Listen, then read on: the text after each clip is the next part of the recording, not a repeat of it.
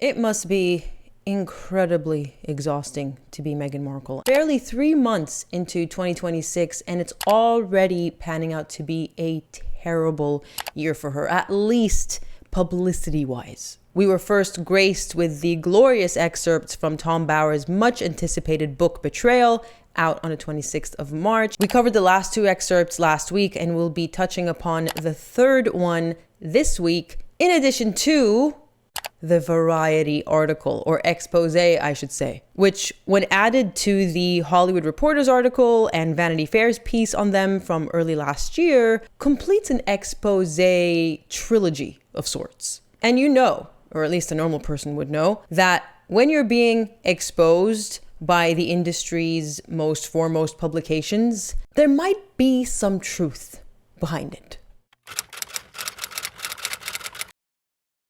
I too get to make mistakes. How Meghan put herself first. After Megxit, the Duchess of Sussex relentlessly pursued her dream of being a global figure on the world stage. Ultimately, she was thwarted by her own ego. What I really like about this particular excerpt, and what I'm going to be personally focusing on, is this major theme in Meghan's life, which is her ability to keep going, to keep pushing forth, despite the setbacks and criticism and mockery that invariably comes her way. Normally, in healthy doses, this ambitiousness, or as she likes to call it, stick-to-itiveness, is something to be lauded. But here's the thing about ambition that Meghan Markle and her ilk, because she's not the only one guilty of this, have gotten wrong. Like all things in life, too much of a good thing can turn poisonous. So when this ambition turns pathological, when it's fueled with narcissism, entitlement, vindictiveness, it turns into something quite destructive. Not just for everyone else, but for the so-called ambitious person as well. And Tom Bower gives us a few notable examples in this excerpt. There was the infamous speech which she gave in September of 2022 as part of her appearance at the One Young World conference in Manchester. She'd been involved with that organization before she even met Harry, and so they had invited her to open the event, and they had agreed upon the build theme, which is ethical leadership. How can we instill transparency, honesty, and integrity as core values for leaders? Now, those of us who were already following the Sussex train wreck in 2022 commented in real time, myself included, about the sheer, not just audacity, but embarrassment, shamelessness that Meghan Markle exhibited when she decided to entirely abandon that theme and to hijack the stage. Didn't someone once count the number of eyes in that speech? I think it was something in the 50s. It angered both the co-founder, Kate Robertson, and her daughter, Ella, who arranged for Meghan to do this. And correct me if I'm wrong, but I think Meghan Markle hasn't worked with One Young World since.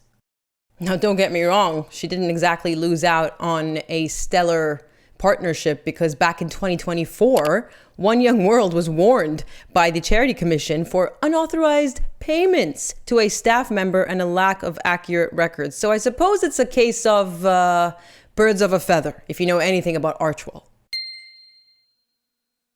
Another example of Meghan's excessive ambition and narcissism that has ruined either a relationship with someone or an organization, or flat out embarrassed her, was Paris Fashion Week. But before we get to an illustration of how poisonous Meghan's ambition can be, let's touch upon a few insights, some new information that Tom Bower reveals about that entire arrangement. Basically, she had sensed a weakness in Balenciaga, their controversy from 2022 with the child bondage photo shoot, and decided in classic vulture style to swoop in and take advantage. Tom Bower writes, in the battle against their rivals for publicity, Balenciaga calculated Meghan's proposal was a no-brainer. Nicole Kidman was paid millions of dollars by Chanel, so $250,000 for Meghan's expenses was comparatively cheap. So we get confirmation that she was paid a hefty sum,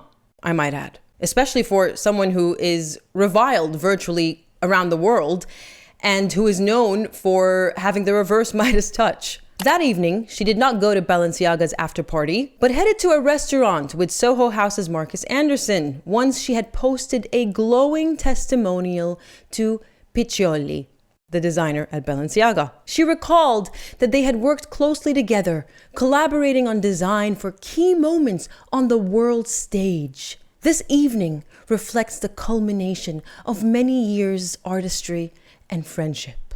Hours later, Piccioli dismissed Meghan's version of events, telling the Cut magazine that he had not invited her to the show in Paris. She had instead asked Piccioli whether she could come. And therein lies the poisonous side of ambition and entitlement. It's one thing to invite yourself behind the scenes and make an appearance and make it look like, to the outsiders who have no idea, that you were invited as the Duchess of Sussex. Had she simply not said anything, she would have been spared the shame of basically being called a liar. Tom's final example that perfectly illustrates the double-edged sword that can be excessive ambition is the Harper's Bazaar, as we all like to call it, cover story. You know, the infamous one where we learn that she apparently needs to be announced to an empty room.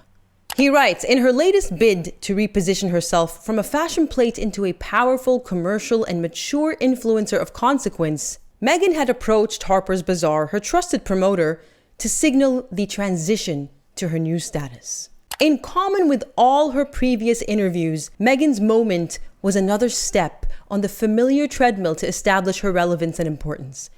But in delivering her thoughts and childhood memories, Meghan once again revealed a lack of any substance. After hours of interviews, even the favorably disposed Greenidge, the journalist who wrote the article, described a woman whose fame was entirely based on her marriage.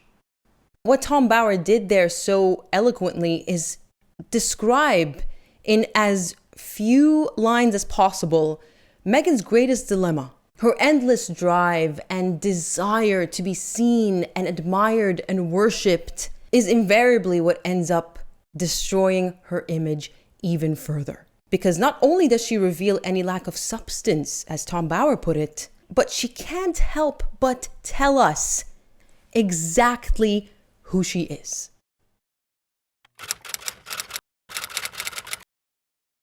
We know how burned Meghan was at the release of Tom Bower's excerpts. We could tell as much from the 5th grade schoolgirl tantrum she released to the press in response, where, among other things, this pillar of mental health advocacy referred to Tom Bower as deranged. Tom, in turn, responded in his usual classy style and asked, well, if I'm deranged, then why is the Variety piece that just came out basically echoing exactly what I said? Which brings us to, of course, said Variety piece. Inside Meghan and Harry's falling out with Netflix and why the royal couple is struggling in Hollywood. This is quite a lengthy article. I will hopefully remember to link it for you in the description box if you haven't read it. It's not even behind a paywall. But it's basically about how Harry and Meghan have always been a nightmare for Netflix to work with, not just towards the end. And honestly, that's something which may seem like news to people who aren't in the know, but to the rest of us, it's almost like saying, yeah, the sky is blue. What I do like about this piece, though, is that it is not only sourced from many well-placed sources, insiders, as Variety referred to them, but they've clearly done their due diligence in that they've reached out to every single relevant party, of course, Meghan included, to hear their side of the story. For example, Variety wrote that based on sources, Netflix executives were sick and tired of Meghan and Harry. The mood in the building is, we're done. 3 insiders say Netflix chief Ted Sarandos is fed up with the pair. But then a Netflix spokesperson said it is absolutely inaccurate. Then we learned that apparently Ted Sarandos had said he wouldn't sit with Meghan anymore unless he had a lawyer present. Now, to be fair, Variety makes it clear that this could have been said, in jest. But a Netflix spokesperson said it's absolutely inaccurate. I will say, though, that Ted Sarandos has officially unfollowed Meghan on both her personal account and As Ever. Oh, and in this case, Meghan's lawyer also, of course, had to respond, saying this is blatantly false. In fact, Meghan texts and speaks with Mr. Sarandos regularly and has been to his home sans lawyers. Cue Meghan making sure that she gets photographed with Ted and or his wife in the next few weeks. We also learned from this article that apparently Ted basically signed Meghan and Harry out of FOMO, fear of missing out, because he'd learned that a rival was interested in signing them too. And so he swooped in and got them first, despite, according to reports, being warned by practically everyone in Netflix not to do it. Variety also reports that there was a surplus of As Ever products totaling more than $10 million in value. So much so that the company started giving inventory to employees for free, putting the goods on card tables in various office buildings. Now, an Archwell spokesperson had to respond this time and said that these giveaways from sample closets are standard practice at studios. To which I would say, yeah, but is it $10 million worth of unsold goods? Or samples, as she wants to call them. Other reports are now surfacing that Netflix has basically seen no return on investment when it comes to As Ever. And look, you can say this is he said, she said, but really the proof is in the pudding with this one, because as we all know, Netflix has very recently severed ties with As Ever. They would not be doing that had it been a cash cow.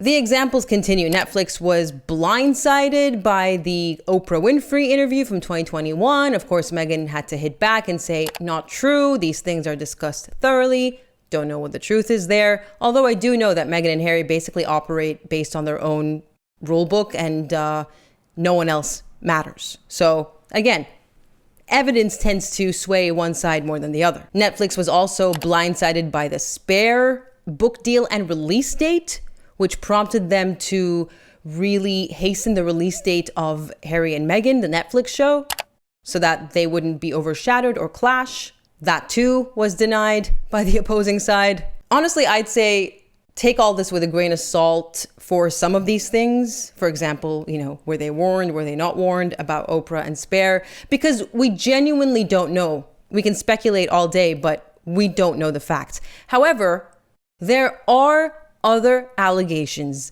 that have concrete evidence to prove their veracity.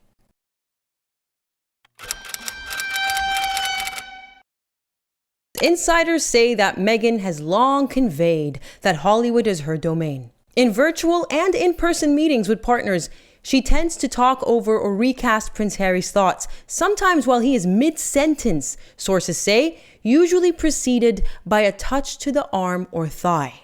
Meghan's lawyer, Kump, in his letter to Variety, says this assertion seems calculated to play into the misogynistic characterization of her bossing her husband around. Prince Harry, meanwhile, attests that this is categorically false. This is not an example where evidence doesn't exist. This is not an example of he said, she said, because the internet is riddled with clip after clip of Meghan doing exactly what these sources have described. In fact, touching him to either speak over him or cut him off or walk in front of him is practically a trademark move of hers that has been accurately dubbed the claw. So this is a battle that cannot be won, I'm afraid, because as ever, the proof is in the flour sprinkled pudding. Another allegation that came up is that industry heavy hitters don't want to work with them. A-list talent and directors were hesitant to work with the pair, sources say. Perceptions were shifting in the industry and across the US, thanks to comments like Bill Simmons and similar remarks from then United Talent Agency CEO Jeremy Zimmer, who famously said back in 2023, turns out Meghan Markle was not a great audio talent or necessarily any kind of talent. Just because you're famous doesn't make you great at something. The article goes on. Sales agents and filmmakers on the ground were not interested in any Archwell involvement, 4 sources say. So basically, Netflix would really try to pitch projects to filmmakers and directors to get them to work with Meghan and Harry, officially Archwell Productions, and nobody would bite.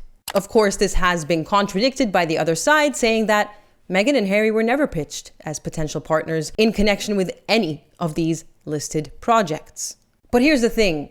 We know that Meghan and Harry are not easy to work with, not because we just said so, but because of the ever-revolving door of staff. Variety writes that within 3 months of Meghan signing on with WME, key members of the team assembled to represent her dropped off the account, which includes the CEO, Ari Emanuel, and the Kardashian whisperer, whoever he is, Brad Slater. And all of this is, of course, without even mentioning the canceled Spotify contract, the canceled Netflix contract, how we've never seen another book out of Meghan since The Bench 5 years ago, and most recently, as ever, being cut loose. Once again, the proof is in the pudding. Probably smeared in runny spread because it's not jam. And again, of course, covered with the ubiquitous flour sprinkles. Wow, that's the gayest I've seen in a long time. There are countless quotes about the resilience of truth. It always finds a way. You cannot outrun it. And aside from these quotes, I think this is a truth, forgive the pun, that we have all either witnessed or experienced personally in our own lives. So for anyone to think that they can successfully wage a war against the truth is a very deep-seated form of delusion, in my opinion, that will only destroy such people who believe this in the long term, or even in the short term, if you look at Meghan Markle. As fast as her climb to the top was, her fall from grace was even faster. And this is especially so for famous people who covet the limelight and deliberately put themselves out there constantly, because eventually the mask is going to slip. It's hard to hold on to a lie. That quote comes to mind. If someone tells you who they are, believe them. Ironically, we do believe Meghan. We believe what you've consistently shown us this past decade. We just don't believe what comes out of your mouth. And this Variety piece, much like Tom Bower's books, much like The Hollywood Reporter, Vanity Fair, all of these individuals and organizations are experts at what they do. And as I've mentioned earlier, they have done their due diligence, which is why she not only becomes enraged and feels the need to clap back through the media, but as I have said countless times, is also why she has never sued a single person or organization for what they have revealed about her. Another famous saying comes to mind: the truth shall set you free. Try saying that fast 10 times, by the way. She's 45 this year. She ain't getting any younger, and she's been on the run from the truth or fighting against it for practically her entire life. Which is why I opened this video by saying being Meghan Markle must be exhausting. You can't run forever. And look, she's a grown woman. If she wants to live her life this way, if this is the example she wants to set her children as well, because the older they get, the more they're going to learn, then so be it. It's her prerogative. I will say, though, that I wish the media would stop describing her as ambitious, because it's all well and good to believe in yourself and aim high, but when you have no limits, you'll eventually overshoot the pinnacle and crash, and apparently play a game of whack-a-mole with the truth while you're crashing, which really doesn't sound like fun. But then again, all work and no play make Pluto a very dull girl. So what do I know about fun? Let me know what you think. If you enjoyed it and if you enjoy what we do on this channel, you can visit the link to Patreon in the description box below to help support in any way you can. You'll get access to ad-free videos and, whenever possible, whenever time allows, exclusive or bonus content. Thank you again. I'll catch you next time. Bye-bye.